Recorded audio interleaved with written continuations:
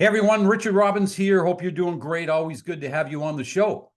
Let me ask you a question. Have you ever felt a little stressed from time to time? Maybe felt a little anxious, maybe even dealt with some form of depression. Maybe as a salesperson, you've had call reluctance before, maybe panic attacks, or maybe even you've dealt with some addictions. Well, Mr. Dr. Don Wood from the Inspired Performance Institute, he's got a PhD in clinical counseling, is going to talk to us today on this episode about exactly how to deal with all of those issues. He's worked with professional athletes, high performing salespeople, executives, veterans. He worked with a Green Beret. He worked with a survivor of the Boston Marathon bombing.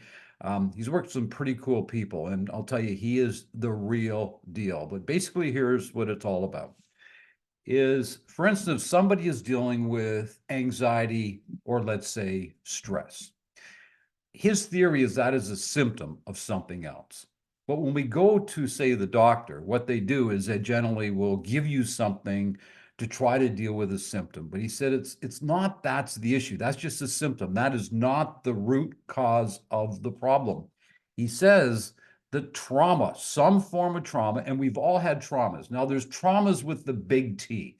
That is maybe you're in a car accident and somebody unfortunately was killed, or maybe you're a veteran of the services and you've seen people killed, that sort of thing. They're sort of the big T, but he talks about most of us, and I definitely know in my life, many of us are dealing with traumas throughout our life, which have small t's. And that could be as simple as somebody yelling at you, okay? It could be something that happened in your childhood. And he said, all of these traumas, okay, they actually start to run like a software in your brain. And he said, there's nothing wrong with anybody's brain. There's nothing wrong with anybody's mind. It just might need a reboot, just like sometimes we have to do with our computers. So if you've ever dealt with any of those things, or you know somebody that is or has, I think you're going to really enjoy this interview because he takes you through the actual process of, without medication, by the way, of how you can deal with this and completely reboot yourself and get your performance to a whole new level. It's very interesting stuff. So please enjoy this interview with Mr. Don Wood. It's time to build an extraordinary business and a beautiful life with some of the best leaders and minds in the world. Welcome to the Richard Robbins Show with international speaker, best-selling author, and business mentor Richard Robbins, as he brings his relentless commitment to excellence with in-depth interviews, insights, and experience to help you produce real, outstanding results. Dr. Don Wood, man, it's so good to have you here, my friend. How you doing today? I am doing great. I've been looking forward to this. I know. I'm really excited because I think today we're going to bring a lot of value to the audience. That's my feeling, right? Just with the fact that, with the work that you've done now at the Inspired Performance Institute. So let's start here, and then we're going to back up a little bit and talk about how you got there. But tell us, what does the Inspired Performance Institute do exactly? It's actually, from the name, you can sort of tell we work on performance. But the genesis of the Inspired Performance Institute came from trauma. Because what I sort of learned through all of my research is that trauma interferes with performance in a number of different ways. And it's actually quite remarkable, the science behind it. So, for example, for athletes, what I talk about is if an athlete maybe is still high performing, but is dealing with unresolved trauma, it actually affects the mitochondria, the energy within the cell. And when we can release that trauma, we can release that energy. So I've got all kinds of amazing examples of athletes performing at a higher level simply by getting a trauma release. But it also has a major effect on health. And so we'll talk, I know a little bit about that as well, on sort of why I developed the whole program in the beginning. But trauma is affecting emotional and physical health for even the highest performing. I know you deal with a lot of high performers, so Right. They're going to be fascinated to hear that they've got another gear. Yeah, I think, like, when I spent some time with you, we had breakfast one day, and And I was just, so excited to get this opportunity to talk to you about this because I think it's such an important topic. So the people you work with, they're not just athletes, though. You can work with high-performing salespeople. You can work with executives. Really, you can work with anybody that is dealing with trauma to Yep. help them release, if you will, and sort of move to another level. At the end of the day, is that a good description of what you do? Yeah, sort of an interesting way to look at it is think about a computer, right? If you have a trauma loop running, a program that opens up, so you charge your cell phone up all night long, you open it up, and four programs open up. They're going to drain the energy, they're going to distract from the performance of the phone. Trauma is a loop, it's like an app that's running. And so sometimes it doesn't have to be big T trauma either. So I wrote my second book, I called it Emotional Concussions, because not everything is a big T trauma. An emotional concussion could be that parent that was always critical of you. So they're trying to motivate you, thinking that if I'm really critical and tough on you, Rich, I'm going to make you better. Yet that for a child has a major effect. Mhm. And so those kinds of trauma loops or emotional concussion loops that are running in the background affect our ability to perform at our highest level. Okay, and let's talk about trauma, and then we'll go back and talk about your journey, because I know you got a PhD in clinical counseling, Right. and we'll go back and talk about, how this all came about. But let's talk about the word trauma, because I think a lot of people, when they think of trauma, and maybe it's just me, but I think they go, "Oh, trauma! I was in a terrible car accident and somebody was killed. I was um, I was in Iraq doing a tour of service."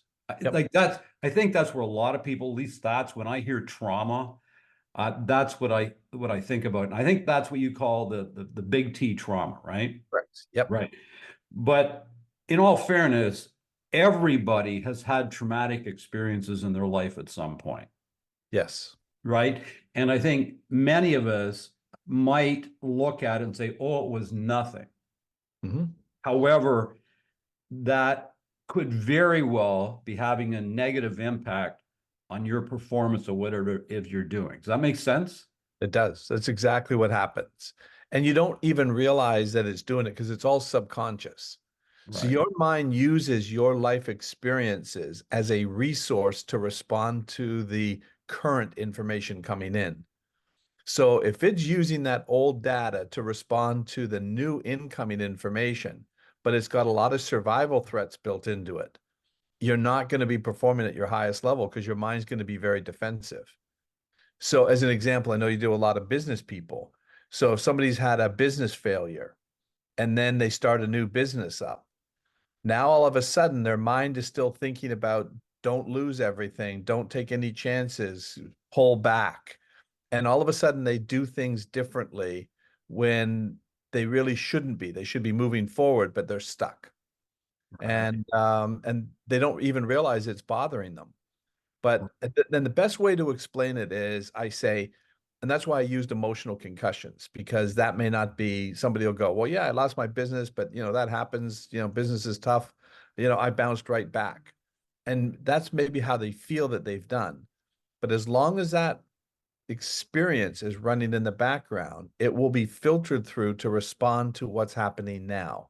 Mhm. And that may just be that little hesitation about, do I take that risk or not? Do I hire that guy or not? Right? That can be the difference. Mhm. Yeah, it makes so much sense because like we've all had many, many traumas in our life. I would suggest, like it could be as simple as somebody starts in sales, as an example, and they make a phone call to somebody, and the person yells them at the other end of the phone. I can't believe you're calling me. I got better things to do, and don't waste my time, and hangs up. That, in essence, that is a form of trauma. Would you agree? I had exactly that with a guy, a very high real estate, very high end real estate company.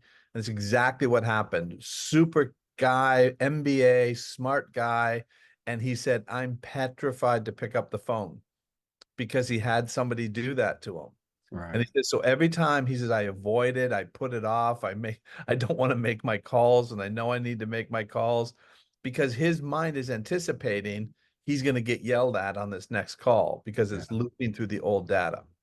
Beautiful. Okay, so that's great. So I just wanted to clarify that for the listeners so they have a very good understanding of, the trauma we're talking about, not just the big T. Now, we're speaking right now. You're sitting in Orlando, Florida, and you were just making me jealous because the weather's so nice. And I'm up here in Toronto right now where the weather is not all bad, but let's say about 48, 50 degrees.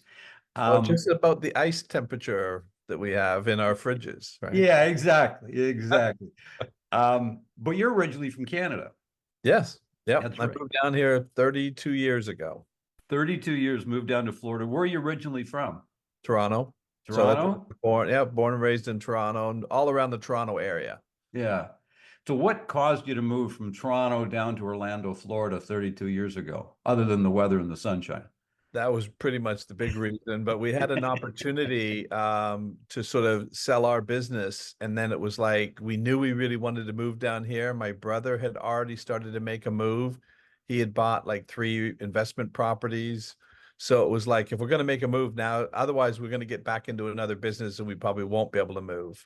So Right. the timing was perfect. We moved down here and then started looking around. And we had the advantage of being able to move into one of his houses while we looked for what we wanted to do.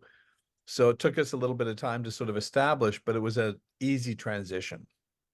Now, I remember when you and I were having breakfast, you told me a story about your daughter. Was it? And I do want to hear this story because I think it'd be valuable for the listeners. But is it fair to say that what happened to your daughter was really the creation of what it is you do now to some degree? 100%. If it Yeah, wasn't for what happened to her, I wouldn't be doing this at all. I wouldn't right. even have thought about it. Yeah. Well, that to me, that's, it's real. You know what I mean? You actually use this based on somewhat, I guess, desperation. If And I didn't do it, my daughter wouldn't be alive today. right. So There's take no everybody question. through that story because I think this story can set up much better what it is you do. And then let's get into the nitty-gritty of how to deal with trauma. It's interesting because I was always an entrepreneur. I think that was the advantage. I came in with an entrepreneur's mindset to solve a problem. And if you want to solve a problem, what do? You bring in an entrepreneur, right? Because Right. they look for ways to solve problems. If I had come into this to try to become a therapist, a psychologist, I would have been learning what they wanted to teach me on how to treat it. But Hmm. what happened to my daughter was, and this is actually started in Canada, when she was 14, she was diagnosed with Crohn's. And they told us there's no cure for Crohn's. We don't know what causes Crohn's. She's just going to have to manage this for the rest of her life. She ended up having 4 resections done. They took out 24 inches of her intestines over 4 different operations. Wow. This child really struggled and suffered with a lot. And then she's an actress as well. So she was a super talented actress. She was doing a lot of stuff up in Canada. So when we moved to the United States, she was only 8. So she hadn't even developed the Crohn's yet. At least she wasn't diagnosed with it. And then when she was 18, she decided to move out to LA. And so she's dealing with the Crohn's now. And she ended up with she decided she lost her SAG insurance because with SAG, Screen Actors Guild, you have to be working in order for them to deduct the money out of your whatever you're creating revenue wise. Right. So she got so sick she couldn't work for a little bit, lost her SAG insurance. So she moved back up to Canada because we're dual citizens. We have Canadian American citizenship. So she moved back up there to do acting and then figured she could still use her Canadian insurance. And then we got a call saying she was rushed to the hospital. She had started coughing up blood. And so they had her in ICU for about 3.5 weeks and came back and said she has idiopathic pulmonary hemosiderosis. That's a second autoimmune disorder. So Crohn's is autoimmune, this is autoimmune. And so that's when my wife said to me, you need to figure this out because that was a potential death sentence. Within 5 years, a lot of people would die with that. And so that set me off. I went back up my PhD and started doing, that's why I did the clinical research to try to figure out why is this happening? Because they told us both issues had no cure and they don't even know what causes it. So that's what put me on the research trail. Hmm. And you discovered that she could be healed by releasing her trauma. That's what I discovered. So as I was doing the research, I kept meeting all these people who were telling me they have autoimmune, they have these different issues. And the connection was trauma.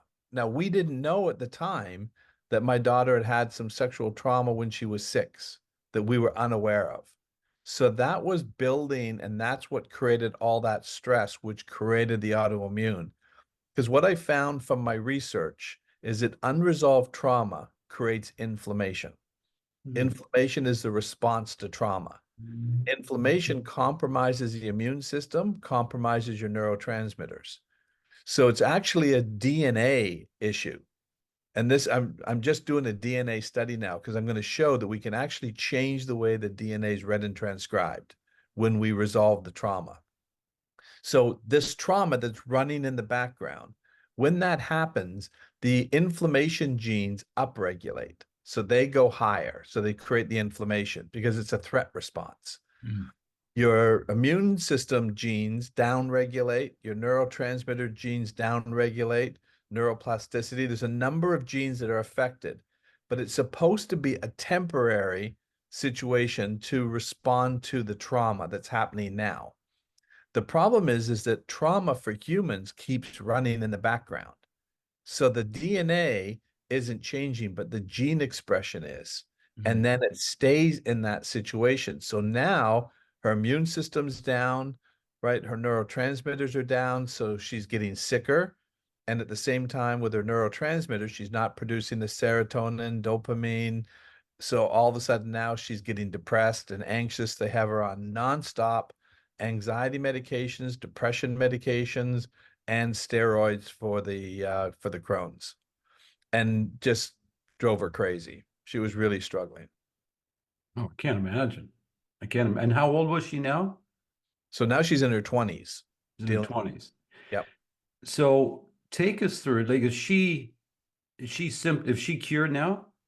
Yes. She has no Crohn's. She has no hemosiderosis. Okay. And now they would say that that's impossible. How could that be connected to trauma? But if you understood what trauma was doing to the system, and that's, I think, was the advantage for me, because the doctors who are looking at it, it's not that they're not smart people, but if you're trained, right, that there's no cure for Crohn's and that you just have to treat Crohn's with steroids and keep the inflammation down, then that's what you do. And they've got so many things they have to learn, so many things that they have to do. I was so focused on what I was trying. Everything just seemed to become so obvious to me. Why are they not connecting this dot and this dot? You know, and again, like entrepreneurs, what do we do as entrepreneurs? We connect dots. Yeah.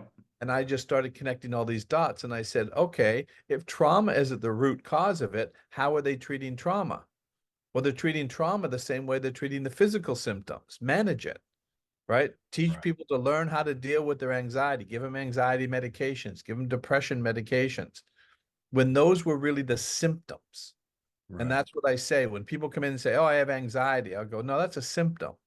Why would your mind be anxious? And in most cases, it's coming from the fact that the mind is constantly trying to resolve the trauma. Can't resolve the trauma because the trauma doesn't exist anymore. So it's in a constant state of trying to fix something that it can't fix. Wow. And you're so right. If you think about anxiety, what you just said, anxiety is a symptom. So really what the conventional medical system is doing is they're constantly just trying to fix the symptom instead of try to fix the root cause of the problem. Exactly. And that's why I say to somebody when they say, oh, I'm anxious, instead of saying, oh, okay, well, let's treat your anxiety. I say, no, anxiety is the symptom. Why would your mind be anxious? Right. Your mind doesn't do anything unless there's a purpose. Right. It's going into some sort of an activation for a reason. And I believe in 80% of the cases, that is coming from psychological. 20% could be physical, but I think 80% are psychological. So a lot of the illnesses we're dealing with, if you trace them back, you're going to come back to a root of trauma. Okay, so let's talk about how you helped your daughter. So what is your daughter's name, by the way? Ashley. Ashley. Yep. So let's talk about how you helped Ashley through this. And maybe what you could do now is take us through what is the process, okay? So, you know, somebody is maybe dealing with anxiety, They could be dealing with depression, and we can go on and on and on about the challenges that, all these labels that we have created around what people are dealing with. What is your suggestion? How was Ashley cured? Well, the advantage is I was doing all this research all along. So it's now more of a refined process, but at the time I was sort of piecing it all together. Right. But now basically what it is, it's about a 4-hour process that I take you through. And in those 4 hours, the first couple of hours are all around the science and education of what I learned. Because I'm a big believer, if you understood what the problem was, you're going to understand what the solution is. Mhm. As opposed to if you ask most people that are on anti-anxiety medications, they don't know what the anxiety medication does because they're never told, right? And so same thing with depression medication. So when people say to me, oh, I have depression, what I say to them is depression is a function of the brain, not a dysfunction. And they'll go, what? How is it a function? And I say, because the brain can't solve the problem. So it shuts down. It stops calling for any kind of an action. So it goes into a depressed state. That makes total sense. The brain is trying to protect you. But what do? We go in and then start trying to chemically alter the brain to get you out of depression when the depression was actually the action that the brain was taking to try to solve a problem that it hasn't been able to solve. Mhm. Same thing with ADHD. When people come in and say, oh, they have ADHD, I say, well, ADHD is a symptom of the brain. It's actually a brilliant function of the brain. If a child grew up in a home that was very stressful, and you and I, Rich, as adults, if we get into a disagreement, we have fight or flight options. You can argue with me or you could walk away. A Mhm. child living in a home doesn't have either option. They can't do anything. So how do they protect themselves from all this stress? They tune out. Right. They shut down. So now they're not focusing. And that's the way that they coped with all the stress. Mm. Now, during the most formative brain development years between 0 and 7, they have been training their brain to tune out everything. Then you stick them into a school and say, now you need to focus. Well, they can't focus because they've trained their brain not to focus. And then what do? They say, oh, this child's got a problem. We're going to have to put them on speed, right?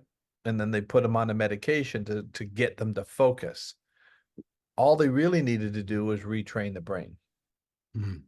So what you said, because I studied your website, obviously, and by the way, like we'll get into that at the very end where they can go and check out your website. But you've got incredible testimonials on there from all different walks of life, which is really amazing. The Boston bombing, one lady there, and veterans. It's really quite amazing, and down to people of very simple walks of life that have just dealt with anxiety. And what I noticed in your website, you said there's nothing wrong with your mind, there's nothing wrong with your brain. Right. It I just say needs that to to be everybody who comes in. it just needs to be reset. It's no different than sometimes a computer or software needs to be reset because there may be some bugs in it or whatever the case is. Yep. So the first couple hours, and I totally get that. I say there is nothing better than somebody understanding how to solve a problem. Yep. They might not have the actual tools to solve the problem, but I always say that education is the greatest influence in the world because that changes our awareness of a situation or how to deal with a situation. So you spend a couple hours helping them understand it, and then where do you go from there? And then I'll look for 2 or 3 different events that have been traumatic or disturbing that you've had in your lifetime. And what I'm going to say is we're going to work on those 2 or 3 events. But let's take one event, for example, that somebody had, like say the Boston Marathon bombing. I say, if that was made into a movie, I need the trailer.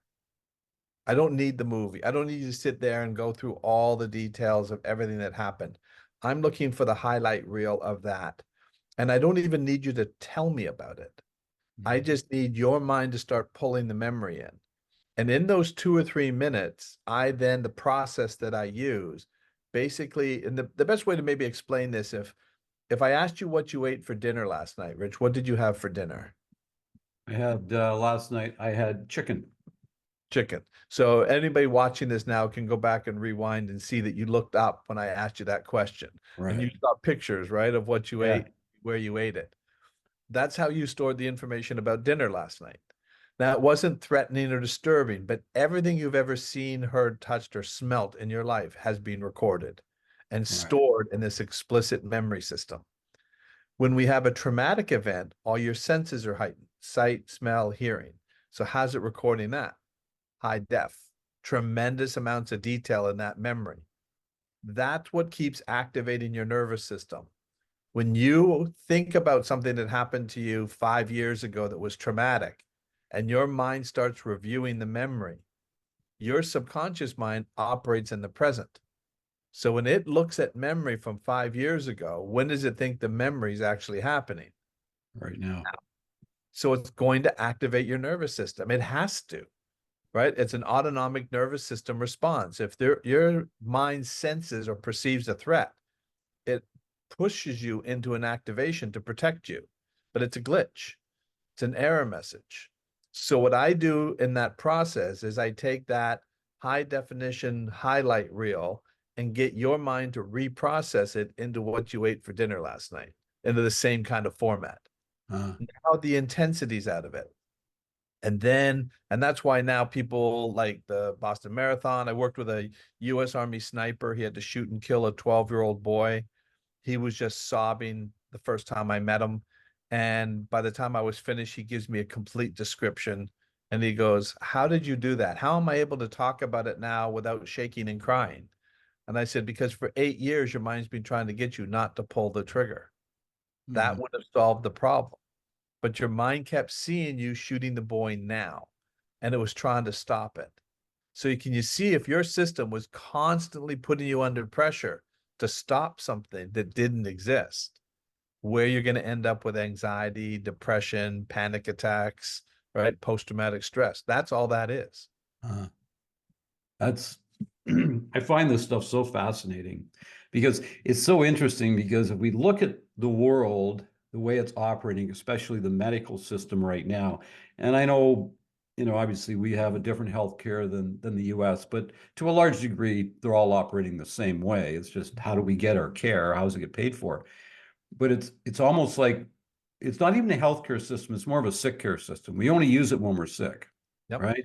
So you walk in, you're sick, and then okay, what are your symptoms? You tell them what the symptoms are, and 9 times out of 10, they write you a prescription, right? So we're going to solve the whole problem with drugs, right? Yep. Yep.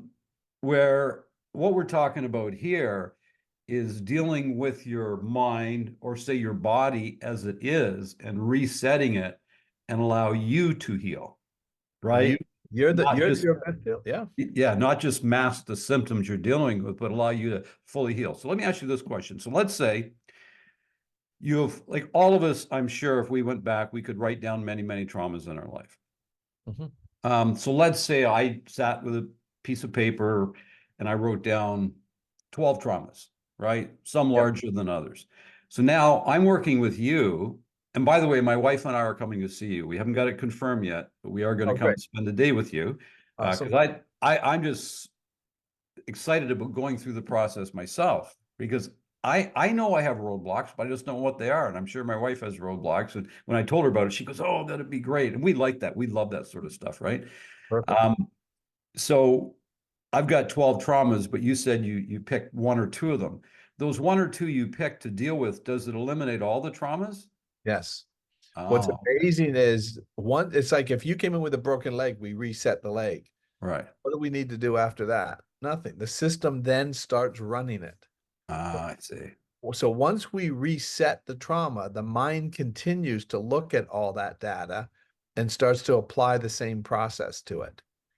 So it just heals it. And so at nighttime, when you go to sleep, your mind continues to process. So the thalamus, which is a part of the brain that basically is a relay center for all the information, what we now know is that the thalamus is continuing to work at night to push that additional information through the hippocampus to continue the process of resetting it. So it's pretty amazing. Yeah, no, it's it's crazy fascinating. It really is. Yeah.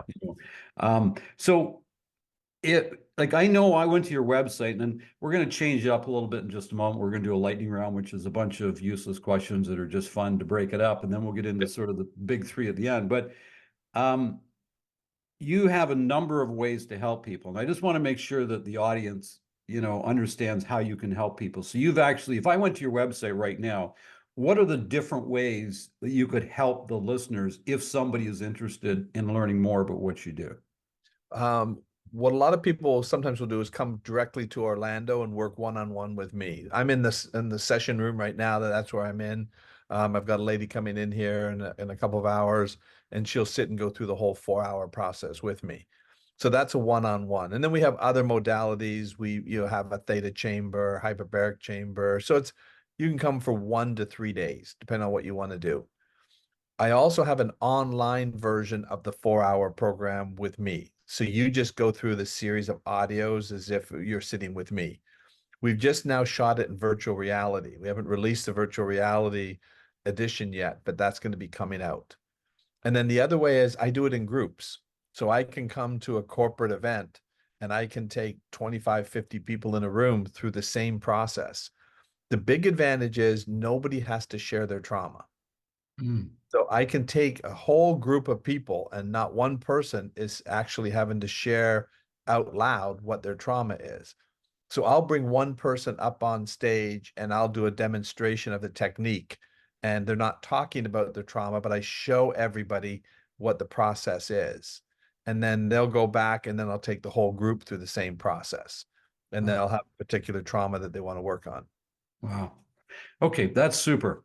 And everybody can go to your site, and well, it's the Inspired Performance Institute if anybody's looking for the site.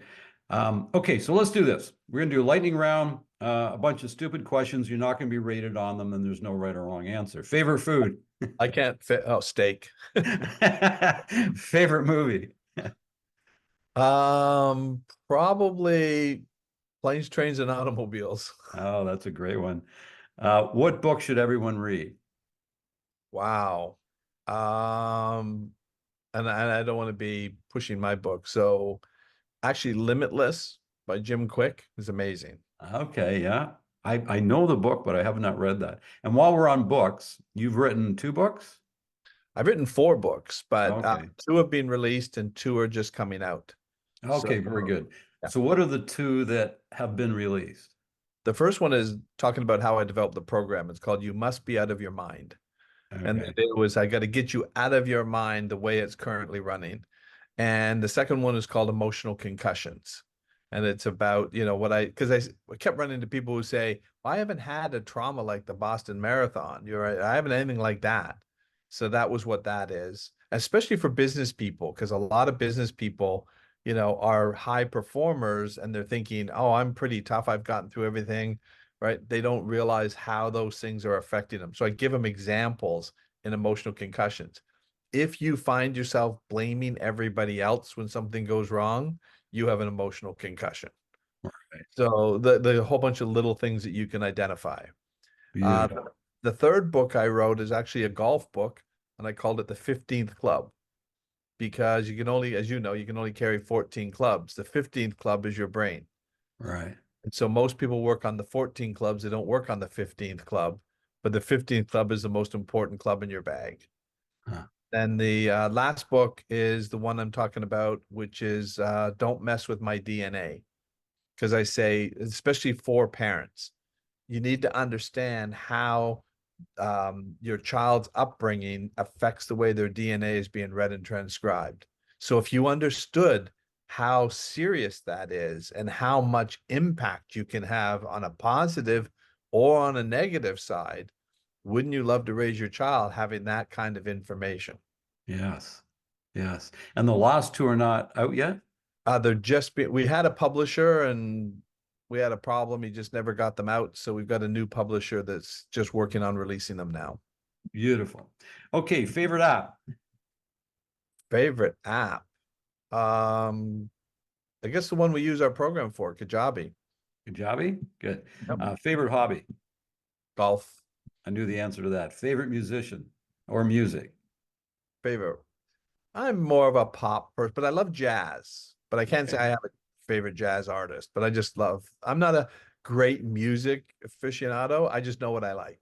Right. Favorite day of the week?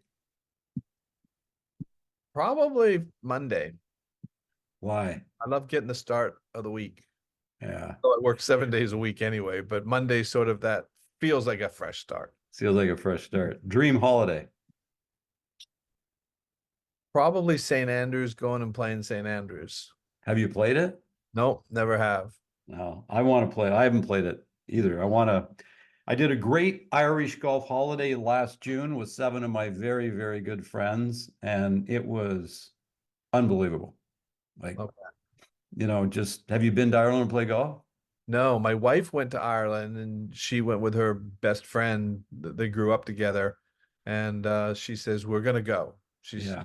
And so she went to Rory's club. She went to got me all the different souvenirs and says you gotta go. It's first of all, the people are so hospitable. And I didn't realize this about Ireland, but after the third day, there was this young caddy I had, and I said to him, I said, "Why is it you're all so nice?" And he said, "Well, we were raised to understand that hospitality is one of our economic drivers. So we were taught as kids that we need to be hospitable to anybody that comes to our country." I thought, wow, I didn't know that before. That's amazing. Isn't that amazing? Yeah. Like right from, because, this was a first class holiday in the sense that a driver picked us up at the airport, never left us till they dropped us off at the airport. We had a big van, went to some really cool golf courses, and the trip was just first class from start to finish. And every single person I come into contact with couldn't have been nicer. It was, the golf pro coming out to meet the bus as we pull into the parking lot. Yeah. Like just, and we're getting off and shaking our hand and welcome to, it was Ballybunion. I remember welcome to Ballybunion, and all that stuff. I'm going, wow, this is like, there's so much, what an education, right?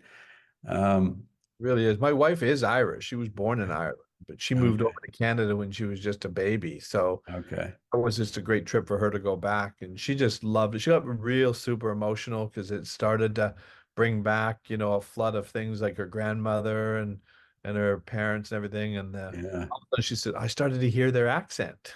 Right. Yeah. I never heard it before. I never heard it when I knew them. And all of a sudden now I'm hearing it all over Ireland. So cool. Yeah, no, it's like I had been to Ireland a number of times before, but just for work. It was just like a speaking engagement or something. So I just sort of flew over, did my thing, right? Maybe stayed for an extra day and get out, but I never had an extended holiday. And I was very, very impressed. Okay, so let's go to the big three. So the first question is, we call it the small giant. And what it is, it's an actionable idea that is relatively easy to execute, but if done with absolute consistency, would produce a real positive result in somebody's personal or professional life. What would your answer to that be?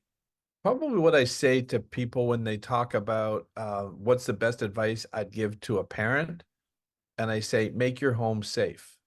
Mhm. So I think you need to develop an attitude around your home of, we don't need to be yelling and screaming. We need to solve problems, but we can do, like, my parents never argued, never fought. I lived in this idyllic childhood. And that sounds almost too good to be true. Like, really, never, Rich, never. Wow. Brother and sister and I can't ever remember them arguing. They disciplined us, but it was never in anger. Mm-hmm. It would always be with love. Okay, you made a mistake. Here's the consequences of it, right? You never fought it because you didn't feel like you had to fight. That was just the consequences.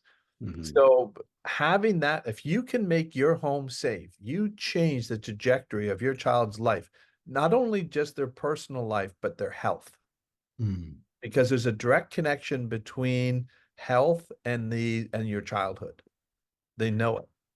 Wow. And you could almost, that's so well said. You can almost apply that to an office too, your team. Exactly. Right. You can almost apply it to any, group of people that you are leading, in a sense, right? So just think of it this is the way I sort of think about it. You've got a neurosurgeon that is operating on your brain to save your life. and there's a guy behind him screaming at him, calling him an idiot, a loser, don't make a mistake, don't screw up. Do you really want that? No. You want that neurosurgeon super calm, super relaxed, and super focused. I don't care what job it is. I don't think there's many jobs that you can say improve with tension and stress. Yeah, very good. I like that. That was really good. So the second is deliver the unexpected. So, as sort of a sales training and coaching company, we believe that customer service is one of the greatest marketing programs you could ever have because it creates advocacy, right? Yep. Then everybody just supports you. They want to tell everybody else about you. So has there ever been a time in your life where the experience was so positive that you became an instant advocate, or is there something you do for your customers to turn them into instant advocates? Anything come to mind?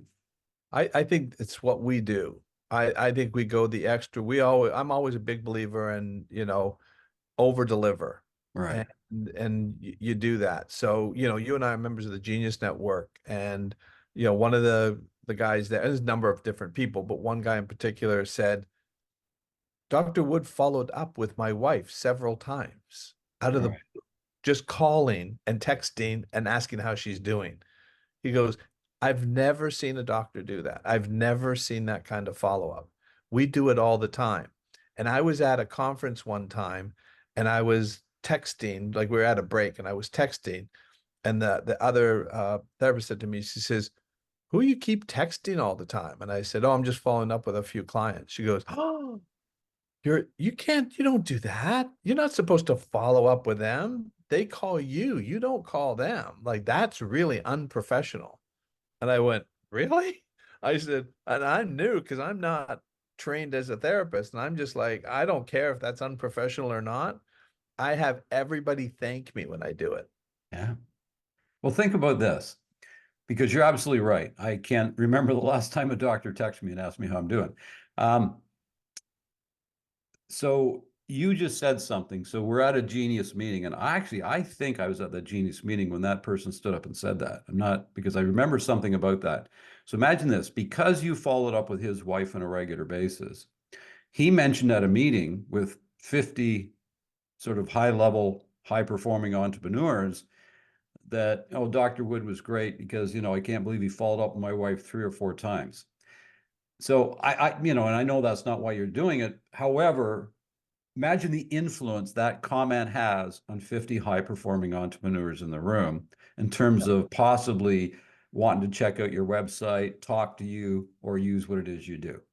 Yeah. Like, unbelievable marketing, right? And I know you're not doing it from a marketing standpoint. I don't think any of us should, but to me, it's just doing the right thing, which becomes a wonderful opportunity to continually grow your business as well.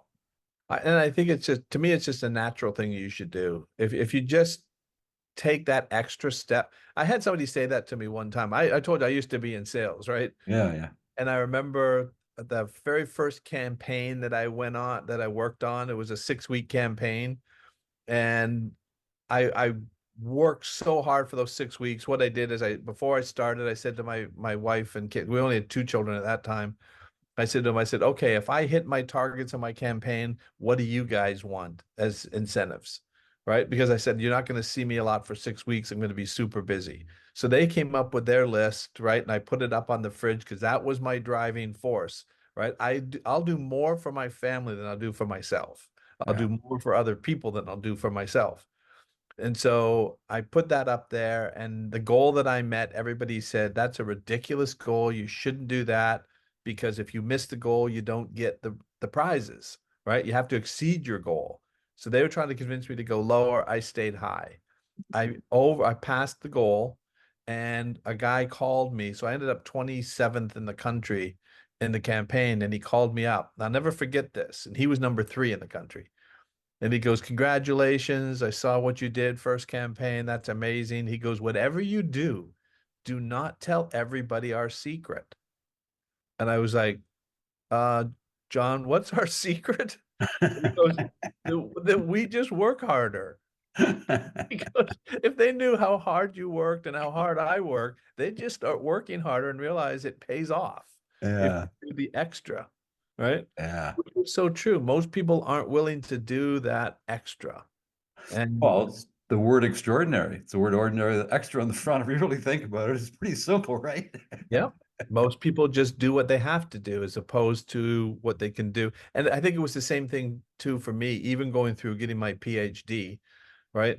I was on a mission. I had to get this fast. I had to learn this really quickly. So I was on a pace that even the university was saying to me, like, you're going almost too fast to try to get all this knowledge. I said, maybe you should slow down a little bit. And I said, I really can't. I got to keep this mission up. I got to Yeah. get this done. Yeah, because you had a really strong why. Really strong why. Yep. Yeah. For Ashley. Um, so based on what you know now, what advice would you give to your 20-year-old self? Ooh, that's a really good one. Um, I'm already a patient person, but I would almost say make that even better. Become even more patient, Yeah. because as a 20-year-old, I don't think I was as patient as I was. I kept getting more and more patient. I wish I could have accelerated that. If I had the patience I have now that I had when I was 20, wow, that would be powerful. Yeah. It's so funny because I know we're both we both enjoy the game of golf. And um, I always hear these pros when they're interviewed after, if they've had a good round, they almost always use the word patience in their round. They always go, oh, I was really patient today, which you would think as an athlete, it's not a word that would get used that often. But when it comes to golf, I know for me, I need to be more patient playing golf Yeah. because I'm not as patient as I wish I was, right? Yep. And so I can see exactly what you're saying. Like we're always so anxious to get to the next thing, right? Well, And I can even apply that to hockey because hockey isn't a game that you would think patience would be a word you'd use because it's a game of speed, right, right? But if you look at it, patience would pay off there too, because if you said, if I keep trying to force this play, yeah, right, I keep running into resistance, I have to be patient and wait for the opening. right, So if I try to rush to that opening before it's there, thinking I'll just plow right through it, I'm going to get stopped. But if I'm patient and I hold off and I go, I mean, why was Gretzky the greatest player of all time? yeah, His patience to wait, to thread that needle, to make that pass, he could hold on just that little extra time to yeah, let the guy get into the opening. Tom Brady, right? Tom Brady could have this linebacker bearing down on him. He can see him out of the corner of his eye. He's going to get nailed, right? The tendency would be get rid of the ball, right? But he yeah, was patient. yeah. And It's so actually that's a great analogy because you look back and I sort of grew up in the Gretzky days and obviously a huge fan when I was probably 20 years old, 19 years old. And it was funny because you watch Gretzky play, he never looked like he was moving fast. It was just the craziest thing, right? He just seemed to be floating all over the ice, no urgency to really get anywhere. And the greatest player that's ever lived, right? So you're right, he was a very, very patient player. he was Yeah, calculating. And what patience is calculation. right. So you're taking the time to make that extra calculation. I may need one more calculation. Am I going to be patient enough to make that one more calculation? That's what the best do. Yeah, So to me, that's the greatest, thing that you can learn if you can develop that patience. I love It it. pay off in everything. I love it. So if people want to find you, they can Google Dr. Don Wood. They can go to the website Inspired Performance Institute. Is there anywhere else they can check you out or you'd like them to check out or anything like that? I think those are sort of the main areas that you'll see me. So Dr. Wood PhD is one website, and then the inspiredperformanceinstitute.com is the other website. And you can get all kinds of information out of there, or there's a number that you can call in if you want to speak to somebody. There's no sales pressure. It's just like, tell me how this works, what does it cost, all of those kinds of things. They'll just walk you all the way through it. And you're right, there is a lot of informative information on your site. So I went through and had a really good look at it. So my last question to you, my tagline, it's a beautiful life, make it count. What's a beautiful life to you? healing these people that really, like my wife and I have both said, if everything stopped tomorrow, right, we can actually say that we've done something tremendous. And so we're very proud of what we've accomplished. So we want to continue growing the beautiful life, but we feel like we've done a lot already. That's so cool. Well, listen, I've really enjoyed this conversation, and I have a lot of admiration for the work that you do, because you sort of outside, I don't know if we would call it that, but I guess to some degree, you're outside the conventional way of dealing, the doctors would deal with things. And I think we need more people like you that are bringing, awareness to better ways of solving some of the problems we have, especially the medical problems today. Thank you. So thank you. Yeah. And and I look forward to seeing you soon. I'll probably see you in November at the annual event, or maybe I'll see you in September at the Genius meeting if you make it as well. So thank you for being here, sir. I really appreciate it. Thank you for the opportunity. Take care.